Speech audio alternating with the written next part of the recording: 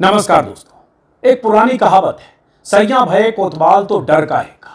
अगर सरकार में, सिस्टम में, कोर्ट में या किसी भी ऐसी सर्वोच्च संस्था में जो आपके पक्ष और विपक्ष में अगर फैसला दे, उससे आपके भविष्य का निर्धारण हो जाए और वहां आपके पक्षधर लोग बैठे हैं, तो फिर आपका क्या बिगड़ेगा? आपके पक्ष में कोई फैसला नहीं आएगा या आप अगर फंसेंगे तो बचाने के लिए बहुत सारे लोग होंगे। इसलिए इस कहावत का इस्तेमाल होता है कि सैया भये कोतवाल तो डर काहेगा। पकड़े गए, कोतवाल साहब के पास गए और कोतवाल अगर अपने ही हैं तो डर काहेगा। यह कहा जा रहा है हिंडनबर्ग रिपोर्ट के संदर्भ में। हिंडनबर्ग की एक रिपोर्ट आई थी 18 महीने पहले, लेकिन उस रिपोर्ट का कुछ हुआ नहीं।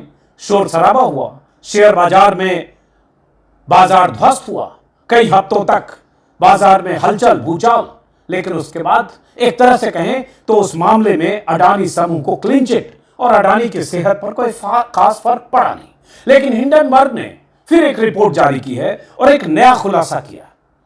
उस खुलासे में क्या है? उस खुलासे में हिंडनबर्ग ने इस बार कहा है कि सेबी जो सर्वोच्च नियामक संस्था है, सेबी प्रमुख जो सेबी की चीफ है, उनसे अडानी और अडानी की कंपनियों का रिश्ता है और यह रिश्ता ही ये वजह है जिसकी वजह से अडानी समूह की गड़बड़ियों, ऑफशोर कंपनियों के जरिए, शेल कंपनियों के जरिए जो गोरख धंधा हुआ सैकड़ों हजारों करोड़ का, उस गोरख धंधे की ठीक से जांच नहीं हुई, क्योंकि उस समूह में या उस समूह की फर्जी कंपनियों में या ऑफशोर कंपनियों में सेबी प्रमुख की हिस्सेदारी थी और सेबी प्रमुख के साथ उनके पति की तरफ भी इशारा किया गया है। और हिंडनबर्ग की इस रिपोर्ट के बाद विपक्ष के नेता लगातार ये कह रहे हैं कि यही वजह तो नहीं कि इस रिपोर्ट के आने की खबर थी। ट्विटर पर पहले हिंडनबर्ग ने कह दिया था, हिंडनबर्ग के ट्विटर हैंडल पर, इसलिए संसद का सत्र पहले ही खत्म कर दिया गया, पहले ही समापन का ऐलान किया गया कि कहीं संसद में सरकार की घेराबंदी ना हो। तो क्या है उस रिपोर्ट में और क्यों इस बार फिर हलचल? और शेयर बाजार जब कल खुलेगा क्या उसका कोई असर भी होगा? स्क्रीन पर आप देख रहे हैं, ये है जो सेबी की चीफ हैं जिनका जिक्र उसमें किया गया है, माधवीपुरी बुच, गौतम अडानी, पहचान के मोहताज नहीं और प्रधानमंत्री मोदी। हिंडनबर्ग का नया खुलासा मोदी सरकार में हड़कंप, चुकी विपक्ष लगातार सवाल उठाने लगा, विपक्ष के नेताओं के बयान आने लगे। और यह रिपोर्ट है हिंडनबर्ग की। इस रिपोर्ट में क्या है मैं आगे बताता हूं। इसी रिपोर्ट में जो कहा गया है उसे गौर से सुनना जरूरी है, क्योंकि इस बार सीधा उस नियामक संस्था पर सवाल है, संस्था के प्रमुख पे सवाल है कि उनका रिश्ता अडानी से, अडानी की कंपनियों से है। वो लाभार्थी हैं अडानी की कंपनियों के जरिए जो फर्जीवाड़ा हुआ, ऑफशोर कंपनियों के जरिए जो फर्जीवाड़ा हुआ, जिन कंपनियों को का देखरेख या जिन कंपनियों के नीति निर्धारक या सब कुछ गौतम अडानी के बड़े भाई विनोद अडानी हैं, उस रिश्ते को लेकर कुछ बड़े खुलासे किए हिंडनबर्ग ने। अब जांच सेबी करने वाली एजेंसी क्या करेगी आगे की बात है। फिलहाल सेबी प्रमुख की तरफ से इसका खंडन भी आया, गौतम अडानी की कंपनी की तरफ से भी खंडन आया, उस पर भी बात करेंगे। लेकिन हाई पॉइंट हिंडनबर्ग की नई रिपोर्ट में क्या है दावे, आप इसको गौर कीजिए। सेबी अध्यक्ष माधवी बुच का अडानी स्कैंडल से कनेक्शन, ये हिंडनबर्ग ने कहा है। हाइलाइट्स, माधवी बुच और उनके पति का अडानी ग्रुप से रिश्ता, कनेक्शन है, ये हिंडनबर्ग की नई रिपोर्ट में है। बुच दंपति के पास अडानी की ऑफशोर कंपनियों में हिस्सेदारी, यह भी दावा किया गया है कि ऐसी कंपनियों में हिस्सेदारी है जो कंपनियां अडानी ग्रुप की ऑफशोर कंपनियां हैं और जिसका सब कुछ करता धरता विनोद अडानी है। सेबी अध्यक्ष माधवी बुच और अडानी के बीच मिली भगत, और यह मिली भगत ही है कि सेबी ने ठीक से जांच नहीं की हिंडनबर्ग के उस खुलासे किया, उस रिपोर्ट की जो खुलासा 18 महीने किया था हिंडनबर्ग ने। यह भी हिंडनबर्ग ने कहा है शेयरों में तेजी के लिए ऑफशोर कंपनियों के पैसे का इस्तेमाल किया गया, बाजार को उठाने गिराने, अडानी के हित में फायदे के लिए उन पैसों का इस्तेमाल किया गया जो बाहर में, मॉरिशस में या बाकी दूसरे भी इलाके में, देशों में जिस कंपनियों के जरिए गोरख धंधा हो रहा था। गौतम के अडानी के भाई विनोद अडानी ने किया अरबों डॉलर के निवेश उन कंपनियों में, ऑफशोर कंपनियों में। सेबी अध्यक्ष से रिश्तों की वजह से अडानी के खिलाफ कार्रवाई नहीं, यह भी दावा किया गया। माधवी बुच के पति को भी आर्थिक फायदे के आरोप, ये सारे आरोप हिंडनबर्ग ने फिर से अपनी रिपोर्ट में लगाए हैं और वो रिपोर्ट कल रात सार्वजनिक हुई और तभी से बवाल मचा है। अब जरा कुछ हिस्से जो हिंडनबर्ग की रिपोर्ट के हैं, ये 10 अगस्त को ये रिपोर्ट पब्लिक हुई है, पब्लिक डोमेन में है। इस रिपोर्ट में हिंडनबर्ग की हेडिंग है, whistle blower documents reveal SEBI chairperson had stake in obscure offshore entities used in Adani money siphoning scandal.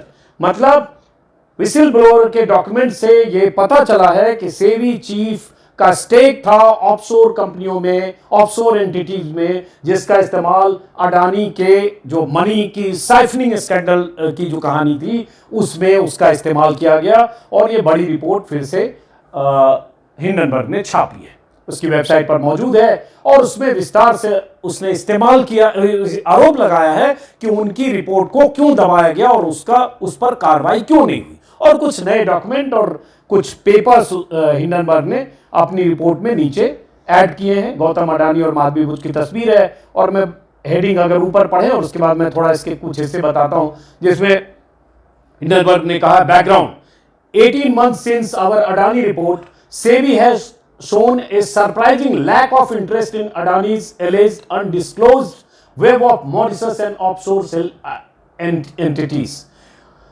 इसका कहना है कि अडानी ग्रुप पर हमारी रिपोर्ट के लगभग 18 महीने हो गए और 18 महीने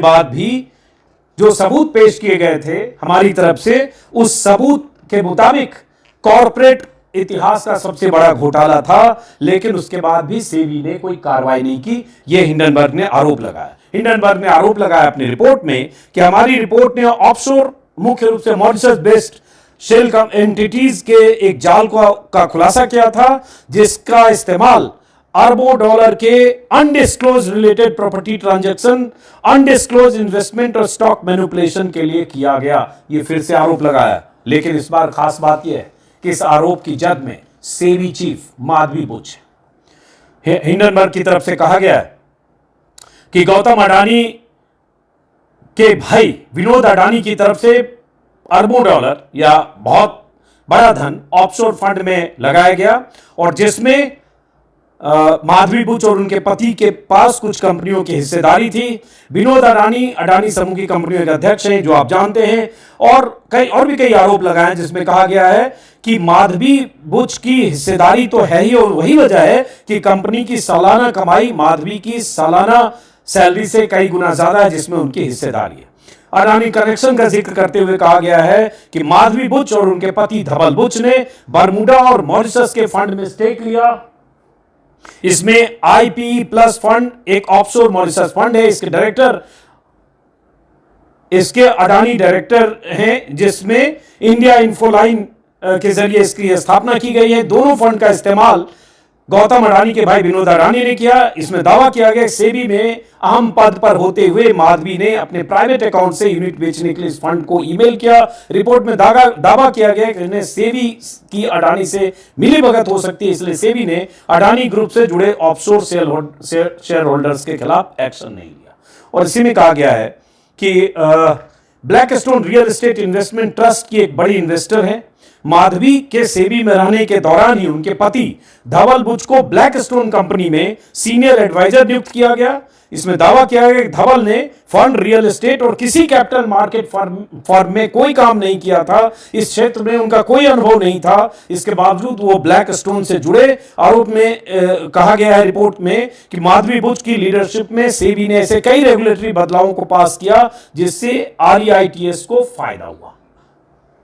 एक और आरोप कि कंसल्टिंग फर्म से मोटी कमाई का आरोप सेबी चीफ पर। माधवी बुच की तस्वीर है, इसलिए शुरू में कहा सैया भाई कोतवाल तो डर काहे का, यह भी कि माधवी बुच की तरफ से सफाई आई, उसको भी आगे बात करेंगे। हिंडनबर्ग रिसर्च ने अपनी रिपोर्ट में कहा है कि माधवी अगोरा एडवाइजरी नाम के कंसल्टिंग फर्म में 99% के स्टेक होल्डर थी। ये अगोरा ये है एडवाइजरी प्राइवेट लिमिटेड, इसमें स्टेक होल्डर थी। ये यहां पे उनका माधवी भोजपुरी का नाम है। ये डॉक्यूमेंट हिंडनबर्ग ने जारी किए। मार्च 2022 को सेबी के चेयरपर्सन पर नियुक्ति से 2 हफ्ते पहले उन्होंने कंपनी में अपने शेयर्स अपने पति धवल बुच के नाम ट्रांसफर कर दिए। अगोरा एडवाइजरी में धवल बुच डायरेक्टर हैं। कंपनी की सालाना रिपोर्ट के मुताबिक कंपनी को फाइनेंशियल ईयर 2022 में कंसल्टिंग से करीब 2 करोड़ रुपए की कमाई हुई। 1,98,00,000 यह माधवी की सेबी की होल टाइम मेंबर की सैलरी से 4 गुना ज्यादा है। और रिपोर्ट के मुताबिक 31 मार्च 2024 तक इस कंपनी में माधवी की हिस्सेदारी 99% थी। ये खुलासा किया है एक तरह से। ये इस तरह के कुछ डॉक्यूमेंट के साथ। और उसके बाद कहा इसमें कि इन आरोपों की पड़ताल का जिम्मा सेबी प्रमुख पर ही था। इसके उलट सेबी ने 27 जून 2024 को उसे ही नोटिस दिया, हिंडनबर्ग को जो नोटिस दिया गया। इसके जवाब में हिंडनबर्ग ने कहा कि सेबी की अडानी को गुप्त सहायता हमारी रिपोर्ट के पब्लिश होने के तुरंत बाद बंद हो गई थी। इसी में यह भी कहा है कि कॉम्प्लेक्स स्ट्रक्चर में विनोद अडानी नियंत्रित कंपनी ने टैक्स हेवन बरमूडा में ग्लोबल डायनेमिक फॉर्च्यून फंड में निवेश किया, जिसने बाद में मॉरिशस में एक registered fund IPE plus fund 1 में निवेश किया। और ये सब मतलब एक तरह से ऑफशोर कंपनियों में ये अरबों की हेरा फेरी के लिए ये सब किया गया। विशिल ब्लोअर के दस्तावेजों से पता चलता है कि सेबी की वर्तमान चेयरपर्सन माधवी बुच और उनके पति की अडानी की मनी साइफनिंग घोटाले में इस्तेमाल किए गए दोनों ऑफशोर फंड बरमूडा और मॉरिशस में हिस्सेदारी थी, जिसका इस्तेमाल विनोद अडानी ने किया। माधवी बुच और उसके पति धवल बुच ने पहली बार 5 जून 2015 को सिंगापुर में आईपी प्लस फंड 1 के साथ अपना अकाउंट खोला था। निवेश का सोर्स सैलरी है और कपल की नेटवर्थ 10 मिलियन आकी गई। वो एक डॉक्यूमेंट इसने अटैच किया है जिसमें फुल नेम ऑफ क्लाइंट है धवल बुच और माधवी बुच, और इसे सैलरी सोर्स ऑफ फंड को सैलरी दिखाया गया है और नेटवर्थ अप्रोक्स USD 10 मिलियन। तो इसका भी जिक्र है। माधवी बुच को अप्रैल 2017 में सेबी का होल टाइम मेंबर नियुक्त किया गया था। इस नियुक्ति से पहले माधवी के पति धवल बुच ने Mauritius fund administrator Trident trust global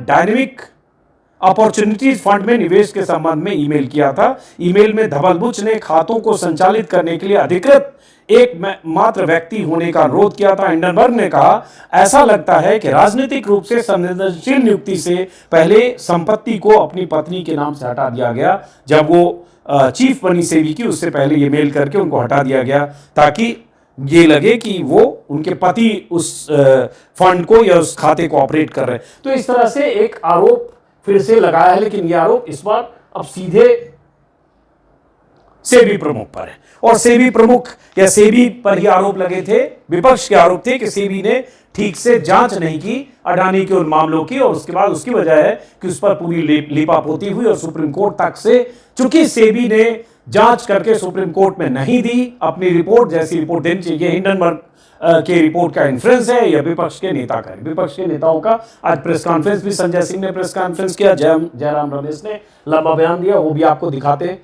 और बात यही है, ये जयराम रमेश ने आज कहा है, बात वही है कि ये आरोप अगर विपक्ष के नेता लगाते रहे और अब आरोप अगर सेबी चीफ पर लग रहा है और सेबी चीफ से अडानी के कनेक्शन अगर एस्टैब्लिश हो रहे हैं, तो इसका जवाब कौन देगा, इसकी जांच कौन करेगा। सफाई तो जरूर आ गई है, अडानी की भी सफाई आ गई है और सेबी चीफ की भी सफाई आ गई है। जयराम रमेश ने आज बयान दिया जिसमें उन्होंने कहा, अडानी महाघोटाले की जांच करने में सेबी की आश्चर्यजनक अनिच्छा लंबे समय से सबके सामने है। सुप्रीम कोर्ट की एक्सपर्ट कमेटी ने इसका विशेष रूप से संज्ञान लिया था। कमेटी ने अपनी रिपोर्ट में बताया था कि सेबी ने 2018 में विदेशी फंड्स के अंतिम लाभकारी से संबंधित रिपोर्टिंग की आवश्यकताओं को कमजोर कर दिया था। 2009 में ये किसी ने, लगता है अंग्रेजी में उन्होंने लिखा, उसका ट्रांसलेशन है तो थोड़ा गूगल ट्रांसलेट टाइप का भी लग रहा है। खैर, कमेटी के अनुसार ऐसा होने से प्रतिभूति बाजार नियामक के हाथ इस हद तक बंध गए कि उसे गलत कार्यों का संदेह तो है, लेकिन उसे संबंधित विनियमों में विभिन्न शर्तों का अनुपालन भी दिखाई देता है, जिस कारण सेबी इस मामले में किसी नतीजे तक नहीं पहुंचा है। जनता के दबाव में अडानी मामले में काफी नुकसान होने के बाद सेबी बोर्ड ने 28 जून 2023 को सख्त रिपोर्टिंग नियम फिर लागू किए। इसने 25 अगस्त 2023 को एक्सपर्ट कमेटी को बताया कि वो 13 संदिग्ध लेन देन की जांच कर रहा, फिर भी जांच का कोई नतीजा नहीं निकला। हिंडनबर्ग रिसर्च, ये इसका जिक्र उन्होंने इस खुलासे का किया जो अभी हुआ। हिंडनबर्ग रिसर्च के कल के खुलासे से पता चलता है कि सेबी की चेयरपर्सन माधवीपुरी बुच और उनके पति ने उन्हीं बारमूडा और मॉरिशस स्थित ऑफशोर फंड में निवेश किया, जिसमें विनोद अडानी और उनके करीबी सहयोगियों नासिर अली और चांग चुंग लिंग ने बिजली उपकरणों के ओवर इनवॉइसिंग से अर्जित धन का निवेश किया था। ऐसा माना जाता है कि इन फंड का इस्तेमाल सेबी के नियमों का उल्लंघन करते हुए अडानी ग्रुप की कंपनियों में बड़ी हिस्सेदारी हासिल करने के लिए की गई। चौंकाने वाली बात है, बुच की इन फंड में वित्तीय हिस्सेदारी थी। माधवी बुच के सेबी चेयरपर्सन बनने के तुरंत बाद 2022 में गौतम अडानी की उनके साथ लगातार 2 बैठकों को लेकर नए सवाल खड़े करता है। याद रखें कि उस समय सेबी कथित तौर पर अडानी के लेन देन की जांच कर रहा था। सरकार को सेबी जांच में सभी हितों के टकराव को खत्म करने के लिए तुरंत कार्रवाई करनी चाहिए। ये जेपीसी की मांग करते हुए जयराम रमेश ने अपना बयान जारी किया और उन्होंने कहा है कि इस पूरे मामले की जांच जेपीसी से होने चाहिए। तथ्य है कि देश के सर्वोच्च अधिकारियों की जो कथित मिलीभगत दिख रही है, उसे अपने महाघोटाले की व्यापक जांच करने के लिए जेपीसी गठन से ही इसे सुलझाया जा सकता है, ये जयराम रमेश ने कहा। उसके बाद महुआ मोइत्रा जो टीएमसी की सांसद हैं, उनका बयान है, असली अडानी शैली में सेबी अध्यक्ष भी उनके समूह में एक निवेशक हैं। क्रोनी कैपिटलिज्म अपने चरम पर है। ईडी सीबीआई क्या आप पीओसीए, पोका और पीएमएलए मामले दायर करेंगे या नहीं? ये बयान कुछ देर पहले आया है। मिलिंद खांडेकर एक सीनियर जर्नलिस्ट हैं, उन्होंने एक तस्वीर ट्वीट की है। जर्नलिस्ट हैं, आज तक जो डिजिटल प्लेटफॉर्म है उसके हेड है, उन्होंने एक तस्वीर ट्वीट की है माधवी बुच और वित्त मंत्री निर्मला सीतारमण का। उन्होंने लिखा, माधवी बुच सेबी की चेयरपर्सन है, सेबी शेयर बाजार का अंपायर है, अडानी की जांच कर रहा है। आरोप हिंडनबर्ग ने लगाए थे, जांच में कुछ खास मिला नहीं। अब हिंडनबर्ग ने माधवी पर यह आरोप लगाया है कि उनके पैसे मॉरिशस के उसी फंड में लगे थे जिसका इस्तेमाल अडानी के भाई विनोद अडानी कर रहे थे। और उसके बाद आज दिन में एक प्रेस कॉन्फ्रेंस थी, मैं चाहता हूं इसके कुछ हिस्से आप सुने। सेबी के अध्यक्ष माधवीपुरी बुच और उनके पति धवल बुच ने लगभग $10 मिलियन उन्हीं फर्जी कंपनियों में लगाए हैं, उन्हीं फंड्स में लगाए हैं जिसकी इनको जांच करनी थी। यानी जिस भ्रष्टाचार के मामले की जांच सेबी अध्यक्ष को करनी थी, वहीं पर इनका पैसा लगा हुआ है, वहीं पे इनका इन्वेस्टमेंट हुआ है लगभग $10 मिलियन। और ये एक विसिल ब्लोअर के माध्यम से इस बात का खुलासा हुआ। प्रधानमंत्री से पूछना चाहता हूं, आप भ्रष्टाचार पे बड़ी बड़ी बातें करते हैं, भ्रष्टाचार को खत्म करने की गारंटी देते हैं, भ्रष्टाचारियों को जेल में भेजने की गारंटी देते हैं, और आपने तेलंगाना की सभा में कहा था अडानी कांग्रेस को टेम्पू में भर भर के रुपया पहुंचा रहा है। आप देश के प्रधानमंत्री होकर इतना बड़ा आरोप लगाते हैं, और जैसे ही आपकी शपथ ग्रहण समारोह होती है, भारत के सेना के सर्वोच्च पद पर बैठे हुए लोग पीछे बैठते हैं, अडानी आगे बैठता है। यह आपकी असलियत है प्रधानमंत्री जी। इसलिए अडानी का घोटाला ये अडानी का घोटाला नहीं है, ये भारत के प्रधानमंत्री नरेंद्र मोदी का घोटाला है, ये भारतीय जनता पार्टी का घोटाला है, जिसने पूरा देश अपने दोस्त के हवाले कर दिया। हिंदुस्तान के एयरपोर्ट की जमीन, हिंदुस्तान के लगभग सारे एयरपोर्ट एक एक करके अडानी को दिए जा रहे हैं। रेल अडानी को, सेल अडानी को, कोयला की खदान अडानी को, गैस अडानी को, पानी अडानी को, बिजली अडानी को, सड़क अडानी को, सीपोर्ट अडानी को। सब कुछ आप एक व्यक्ति के नाम नीलाम करने जा रहे हैं। और आपने प्रभु श्री राम को भी नहीं बख्शा, भगवान श्री राम की नगरी को भी आपने नहीं बख्शा।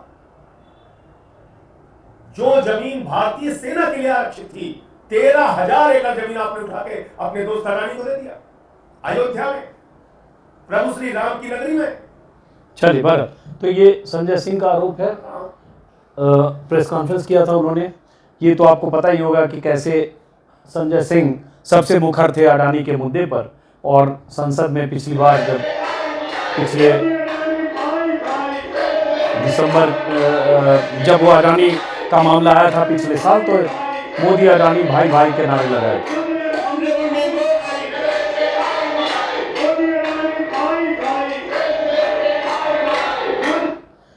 राहुल गांधी, जिन्होंने अडानी के मुद्दे पर तमिलनाडु से लेकर सरकार को लगातार गिराते, ये तस्वीर भी मध्य प्रदेश पुरानी है, फरवरी 2023 की जब बवाल हुआ था।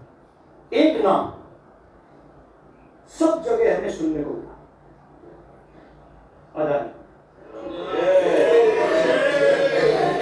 ये नाम पूरे हिंदुस्तान में,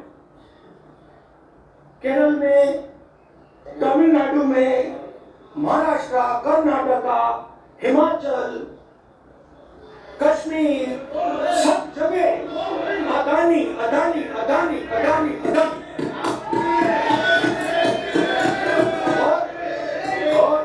और ये नाम नहीं, और इस नाम के बारे में जब लोग बोलते थे मुझसे तो 2-3 सवाल पूछते थे। ये पूछते थे कि ये जो अदानी जी हैं, ये किसी भी बिजनेस में घुस जाता है, ये सफलता प्राप्त कर जाता है, ये कभी फेल नहीं होता। और युवा ने मुझसे ये सवाल पूछा कि भाई ये हो क्या रहा है। ये राहुल गांधी वो दौर था जब पिछले साल जनवरी में हिंडनबर्ग की रिपोर्ट आई थी। सबसे ज्यादा मुखर राहुल गांधी थे, पूरा विपक्ष तो था ही। और तब राहुल गांधी ने मोदी से बहुत सारे सवाल पूछे थे अडानी से रिश्ते को लेकर। अडानी से आपका क्या रिश्ता है, कितनी बार अडानी के साथ विदेश गए, कितनी बार आपके जहाज में अडानी विदेश गए, अडानी के कारोबार को कैसे मदद मिली, अडानी से आपका रिश्ता क्या कहलाता है। और राहुल गांधी ने वो तस्वीर भी दिखाई थी जो गौतम अडानी की एक तस्वीर है मोदी के साथ, जब 2014 के चुनाव के पहले अडानी के विमान में प्रधानमंत्री नहीं, तब मुख्यमंत्री थे, मुख्यमंत्री नरेंद्र मोदी कहीं सफर कर रहे थे। वो तस्वीर भी दिखाई थी जिस पर काफी बवाल हुआ और कुछ हिस्से उनके राहुल गांधी के संसद की कार्यवाही से निकाले गए। और खास बात यह कि इसी भाषण के बाद ऐसा माना गया कि राहुल गांधी के खिलाफ जो एक पुराना मामला सूरत की अदालत में था, अवमानना का, मानहानि का, उस मामले की तेजी हुई, फास्ट ट्रैक हुआ। और उसके बाद राहुल गांधी को लोअर कोर्ट से लेकर गुजरात में हाई कोर्ट तक से उन्हें सजा 2 साल की अधिकतम मिली और उसके बाद उनकी सदस्यता गई। ये अलग बात है कि सुप्रीम कोर्ट के फैसले से उनकी सदस्यता फिर बहाल हुई। लेकिन ये राहुल गांधी हमेशा चूंकि मुखर रहे, इसलिए हमने उनकी तस्वीर, वो वीडियो आपको दिखाया। ये उनका बयान है जो सेबी चीफ ने दिया। दुर्भाग्यपूर्ण है कि हिंडनबर्ग रिसर्च जिसके खिलाफ सेबी ने प्रवर्तन कार्रवाई की है और कारण बताओ नोटिस जारी किया, लेकिन उसके जवाब में हिंडनबर्ग ने चरित्र हनन का प्रयास करने का विकल्प चुना। ये सेबी चीफ माधवी बूच का ये बयान है। उसके बाद अडानी की तरफ से भी, गौतम अडानी की तरफ से भी, अभी मैं रिकॉर्डिंग की तैयारी कर रहा था तभी उनकी तरफ से भी बयान आया और उन्होंने एक तरह से पूरे इसको मामले को खारिज करते हुए कहा कि मिस्चीवियस है, मैनिपुलेटिव है और एक तरह से अडानी समूह की छवि खराब करने की कोशिश की जा रही है। पब्लिक डोमेन में जो इंफॉर्मेशन अवेलेबल है उसे अपने ढंग से उसका कंक्लूजन निकालकर और उसके बाद गलत तरीके से व्याख्या करके छवि खराब करने की कोशिश की जा रही है। इस तरह से इन्होंने एक प्रेस विज्ञप्ति जारी की है और पूरे मामले को इन्होंने खंडन किया है कि हमारा किसी तरह से किसी भी इंडिविजुअल से कोई कमर्शियल रिलेशनशिप नहीं है। और उसके बाद उन्होंने एक तरह से हिंडनबर्ग को लेकर कहा है कि वो एक शॉर्ट सेलर है जो डिस्क्रेडिटेड है और उसने अडानी समूह की छवि खराब करने के लिए एक फर्जी रिपोर्ट या जो भी किया है। तो एक तरह से खंडन आ गया। लेकिन सवाल वही है जो ये सवाल खड़े किए हिंडनबर्ग ने, क्या इन सवालों का जवाब कौन देगा? सेबी जिसको जांच करना है, सेबी जिस पर आरोप है। तो इसलिए सैया भय कोतवाल, जिसको वो एक शेर है ना, मेरा कातिल ही मेरा मुंसिफ है, क्या मेरे हक में फैसला देगा? तो जिसको फैसला करना है, हालांकि शेर उस तरह से शाब्दिक अर्थ में मत देखिए, लेकिन जिसको फैसला करना है अगर उसी पर सवाल है तो फिर जांच कौन करेगा? बहरहाल बवाल तो जरूर है। अब यह है कि क्या सेबी पूरे मामले की, सेबी चीफ की तरफ से स्पेसिफिक कंट्राडिक्शन आकर point by point SEBI chief जो माधवी बुच हैं, क्या वो बताती हैं कि पॉइंट बाय पॉइंट की जितनी बातें कही गई है इसमें वो हर बात गलत है? तो उसके लिए डिटेल जवाब की हम सब प्रतीक्षा करेंगे। सीधे खारिज कर देना कि गलत है, ये है फर्जी, उससे बात नहीं। पूरे डिटेल जवाब की हम प्रतीक्षा करेंगे कि माधवी बुच पूरी तरह से सफाई देकर सामने बताए कि हिंडनबर्ग ने जो कहा है, जो आरोप लगाए हैं, वो आरोप पॉइंट वाइज सब गलत कैसे है, ये आरोप बेबुनियाद कैसे। फिलहाल इस वीडियो, और यही अपेक्षा है अडानी समूह से। फिलहाल इस वीडियो को खत्म करते हैं।